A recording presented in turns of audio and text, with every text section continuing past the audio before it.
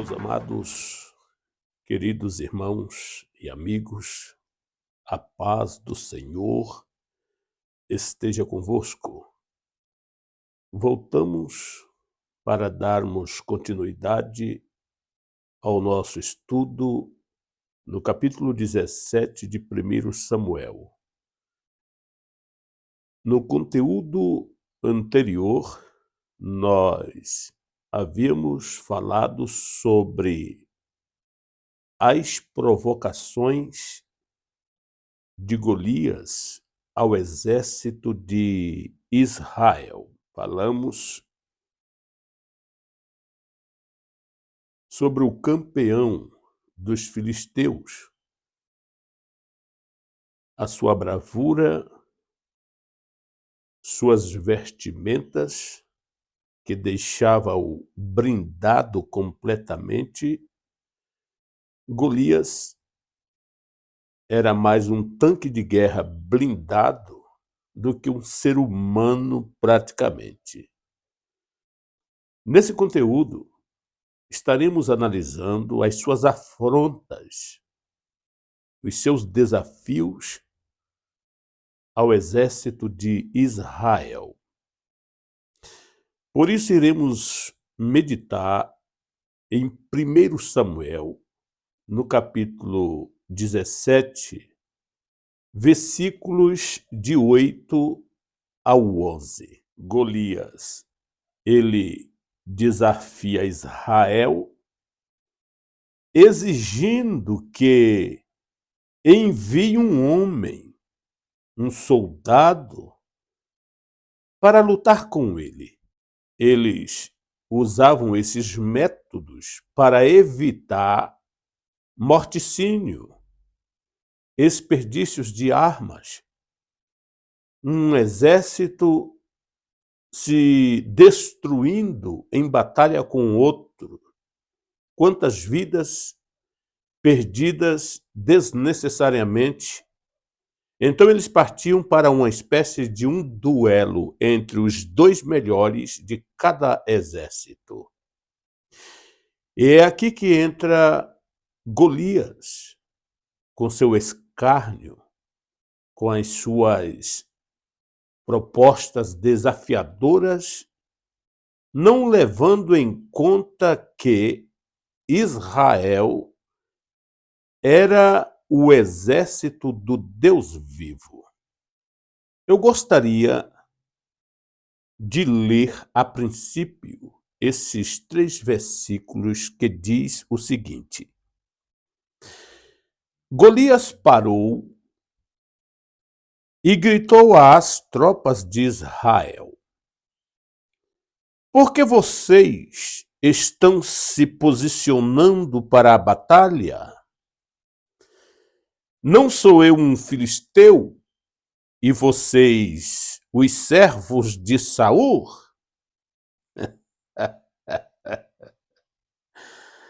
Escolham um homem para lutar comigo. Se ele puder lutar e vencer-me, nós seremos seus servos. Todavia, se eu o vencer e o puser fora de combate, vocês serão nossos escravos e nos servirão. E acrescentou: eu desafio hoje as tropas de Israel. Mandem-me um homem para lutar sozinho comigo. Ao ouvirem as palavras do filisteu, Saul e todos os israelitas ficaram atônitos e apavorados. Ficaram acovardados o exército de Israel e o seu líder, Saul, tomados de medo. Nós temos, portanto, aqui um gigante descomunal, um tanque de guerra um cara horrível, um cara animal, cruel e ímpio da cidade de Gate, originário dos filisteus, e conforme vimos, ele surge dentre o exército dos filisteus, fazendo uma proposta desafiadora ao exército de Israel, conforme o versículo de número 8. Golias parou e gritou às tropas de Israel: por que vocês estão se posicionando para a batalha? Não sou eu um filisteu e vocês os servos de Saul? Escolha um homem para lutar comigo. Quando eu paro para pensar sobre aqueles gigantes que foram destruídos pelo dilúvio, muitos dizem que aqueles gigantes foram originários da união sexual das mulheres com os anjos, os filhos de Deus. Isto é bastante comentado na internet. Seria Golias um dos últimos desses gigantes, produto dos anjos e das mulheres, conforme está escrito lá em Gênesis, no capítulo 6, versículo de número 4? Você decide que análise você faz desse texto. Gênesis relata a seguinte descrição com relação aos gigantes daquela época. Vejamos, naqueles dias havia Néfilins na terra. E também posteriormente, quando os filhos de Deus possuíram as filhas dos homens e elas lhes deram filhos, eles foram os heróis do passado, homens famosos. Seria Golias um dos últimos descendentes desses gigantes? O que você deixaria escrito aqui embaixo com relação a isto? Se bem que no dilúvio, a Bíblia diz que apenas 8 almas foram salvas. Esse assunto é bastante sistemático. Por isso eu deixo que cada um de vocês façam as suas próprias observações e deixem as suas próprias opiniões.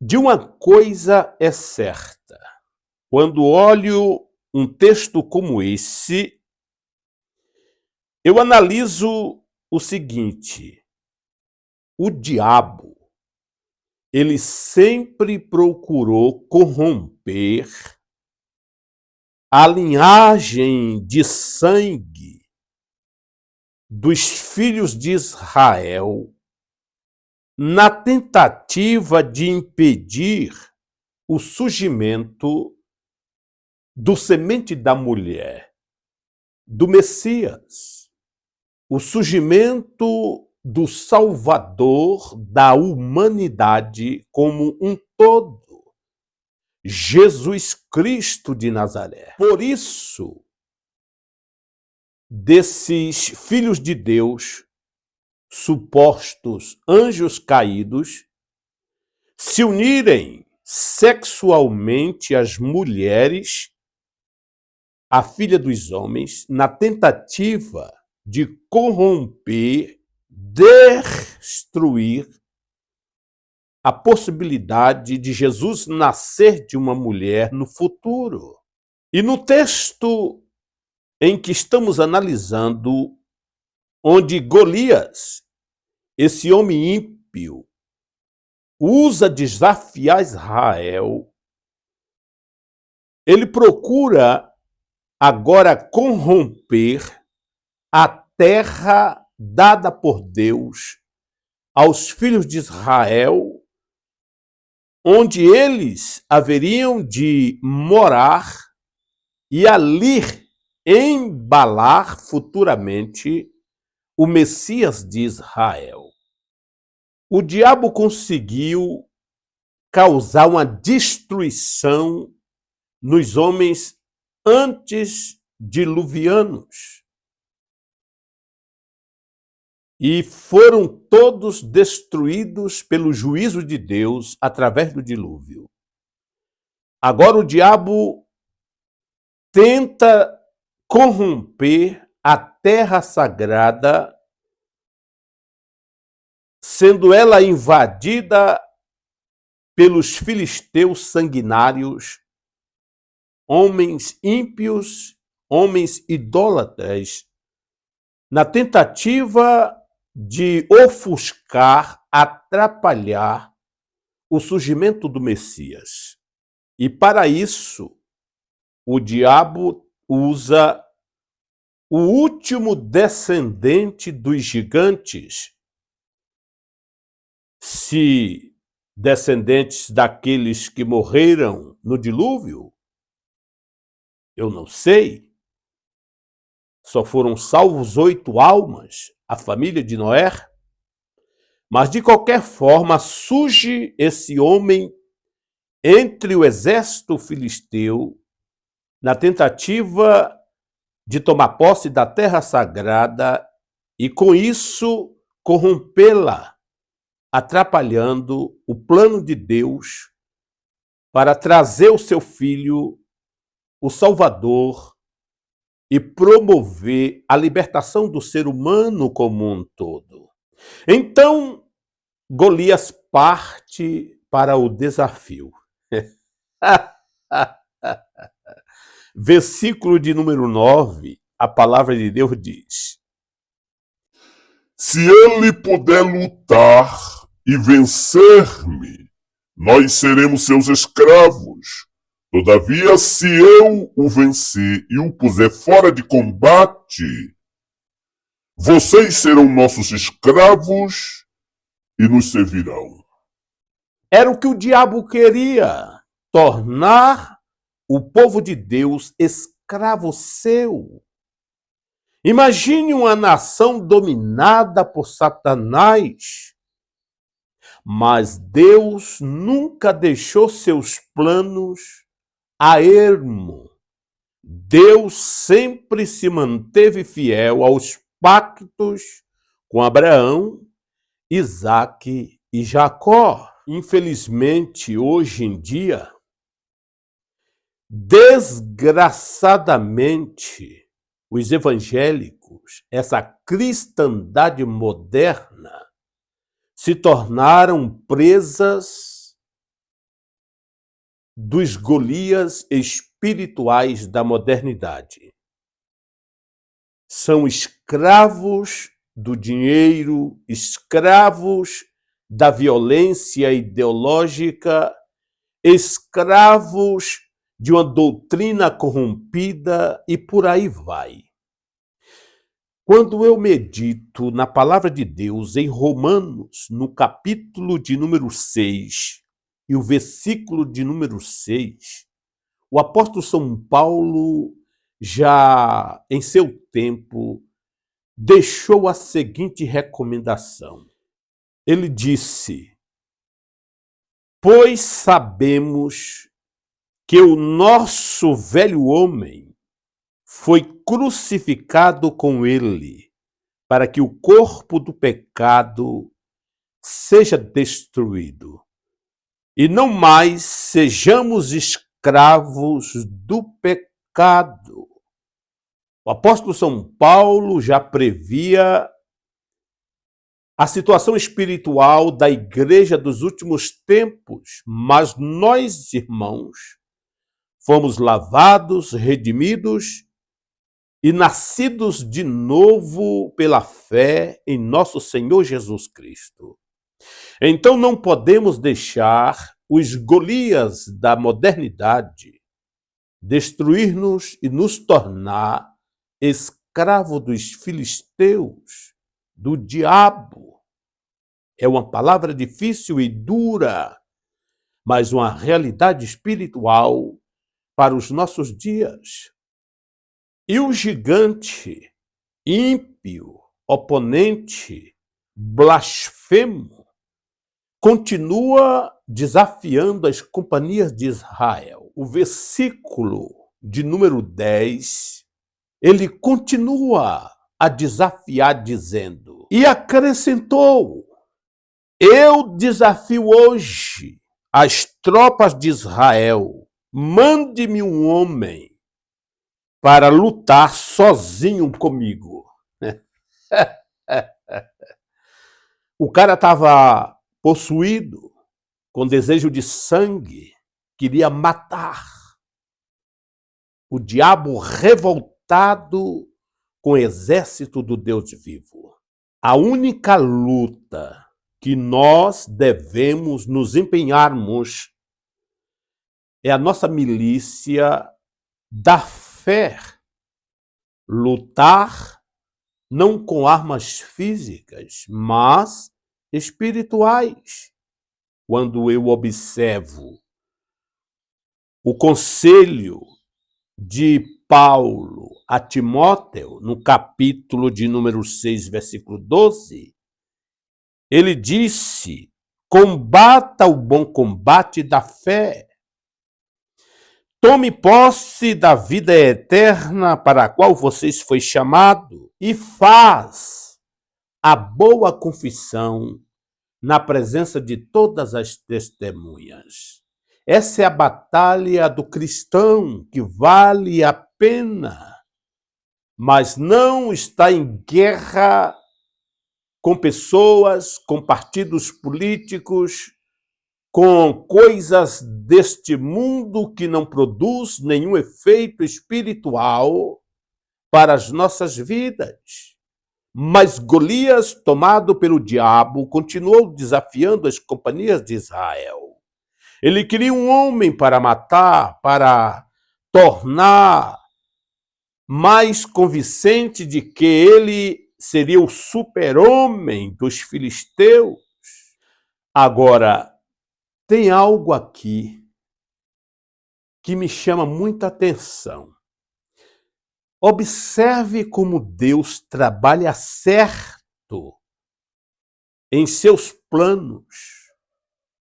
Observe como Deus usa os momentos para mostrar a realidade das escolhas que nós terminamos fazendo sem perceber que estamos infringindo as leis e determinações de Deus para as nossas vidas.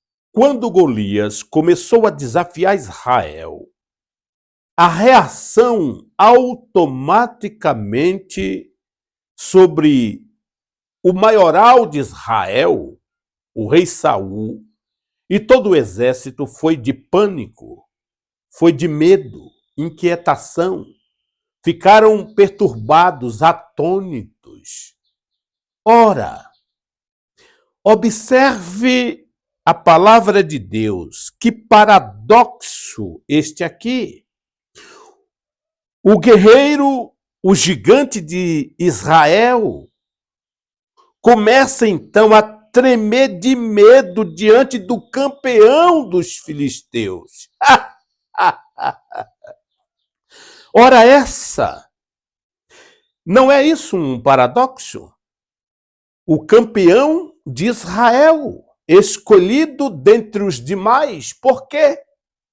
Lembra que Saul ressaía dos ombros para cima diante de todos os moços, quando foi escolhido o top model, o rei de Israel, o figurão de Israel, o gigante de Israel, agora Deus coloca dois gigantes. O gigante Saul diante do gigante filisteu. E possivelmente Deus estava trazendo uma lição para o exército de Israel e para toda a nação de Israel, que não se deve escolher as pessoas pela sua altura, pela sua beleza, pela sua estética, mas pela sua fé no Deus de Abraão, Isaque e Jacó. Analise o que diz as Escrituras. Olhe aqui no capítulo 9 e o versículo 2 do livro Em Apreço. Lá você vai encontrar os mais altos batiam nos seus ombros. Quando se refere à escolha de Saul para o rei de Israel, os mais altos dos rapazes que estavam ali batiam nos seus ombros. Veja no capítulo 10, versículo 26, referente a Saul. A palavra diz: quando ficou em pé no meio do povo, os mais altos só chegavam aos seus ombros. Ora essa, Saul era alto. Aí Deus o que faz agora? Pega o homem escolhido pelo povo, o top model, o popstar, o galã da Globo, o homem que era o mais alto, e coloca-o defronte de um homem alto. E o que ocorre? O exército de Israel tem o desprazer de ver o seu líder, tremendo de medo, apavorado. E certamente para aqueles que pensam, naquele momento teve um concerto com Deus. Ih, rapaz, olha a situação de Saul, que deveria estar na frente da batalha como rei, mas não, se acovardaram.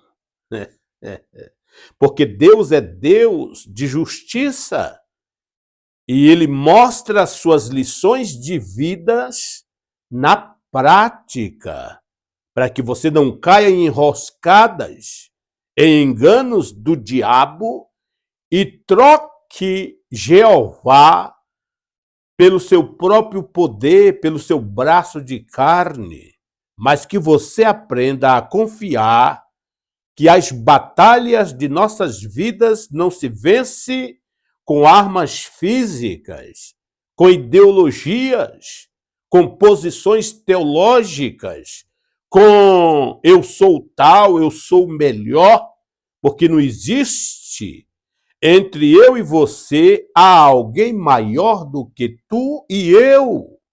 E é nele que devemos depositar a nossa fé, em Jesus Cristo, que venceu o diabo, o pecado, a morte, e estar à destra do Todo-Poderoso a interceder por nós. Que glória, que maravilha! Agora observe o gigante de Israel em relação ao gigante dos filisteus. Versículo de número 11 diz: ao ouvirem as palavras do filisteu, e o Espírito Santo faz questão de pôr logo em ordem, no primeiro da fila, Saul. E todos os israelitas ficaram atônitos e apavorados. Que coisa, hein? Que paradoxo, não é verdade? Pois bem, Nos dias atuais, os nossos Golias estão por aí, por toda parte. E nós só podemos vencê-los através da fé em Deus, da entrega a Deus, colocando o Senhor na direção das nossas vidas, nos combates das nossas batalhas espirituais. Sem Deus, jamais conseguiríamos vencer os nossos oponentes, os nossos gigantes, etc. O apóstolo São Paulo, em Romanos, no capítulo de número 6 e no versículo 14, ele diz o seguinte: pois o pecado não os dominará, porque vocês não estão debaixo da lei, mas debaixo da graça. Então esse pecado chamado Golias não tem poder sobre a sua vida. Ah, irmão Fábio, mas eu pego a todo instante. Oxe, e eu? Ainda não somos aquilo que a Bíblia nos promete que haveremos de ser. Esse corpo corruptível ainda permanece em nós. E enquanto nós estivermos nesse corpo corruptível, somos passivos de cometer falhas. É óbvio. E Deus entende muito bem a natureza humana. Por isso o seu Filho encarnou-se em forma humana. E ele sabe muito bem o que é a natureza humana, embora nunca pecou. Porém, viver nesse corpo corruptível não quer dizer viver no domínio do pecado, pois temos armas espirituais para vencermos essa corrupção física em que estamos embanhados. Para finalizarmos, o capítulo 17, versículo 16, mostra, por um período de 40 dias, cronologicamente, pelas manhãs e pelas tardes, desafiou os filhos de Israel. Esse conteúdo mostra exatamente esses desafios. O versículo diz o seguinte: durante 40 dias, o filisteu aproximou-se de manhã e de tarde e tomou posição.